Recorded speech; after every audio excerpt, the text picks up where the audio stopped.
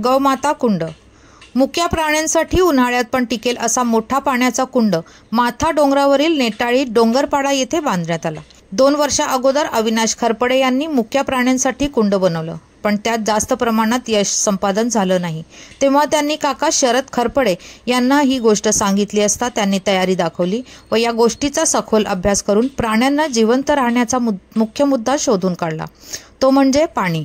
मग अविनाश खरपडे व त्यांचे काका शरद खरपडे यांनी मुक्या प्राण्यांसाठी उन्हाळ्यात पण पाणी टिकेल इतका मोठा कुंड बांधायचे ठरवले आणि ठरल्याप्रमाणे लागणारी सामग्री त्यांनी जमा करायला सुरुवात केली।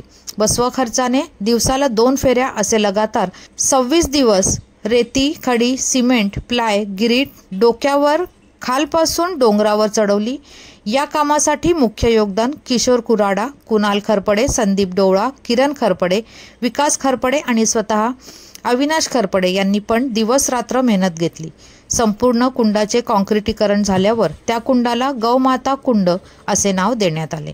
या कुंडात 4 तासात अंदाजे 2000 प्रति लिटर इतके पाणी संचयी होते। तोच 24 तासांचा हिशोब केला असता अंदाजे 48 ते 50,000 प्रति लिटर पाणी संचयी होऊ शकते। जर महिन्याचा बघायला गेले तर 14 ते 15 लाख प्रति लिटर पाणी होऊ शकते।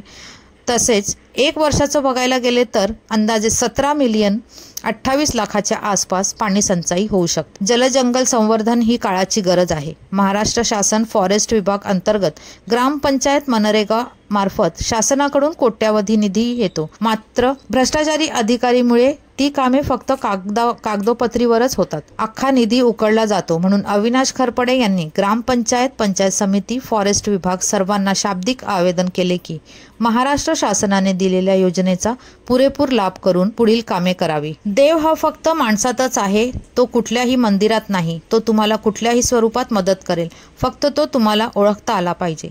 लोक चंद्रावर गेले, चंद्रावर जाऊन भौगोलिक गोष्टींचा अभ्यास करून देशाच्या अर्थव्यवस्थेत भर दिली। या गोष्टीचा विचार करत असताना माझ्या डोक्यात एक कल्पना आली, आपला देश जर अरबो-खरबो खर्च करून जर अवकाशात चंद्रावर जात आहे तर आपण तर जमिनीवर आहोत।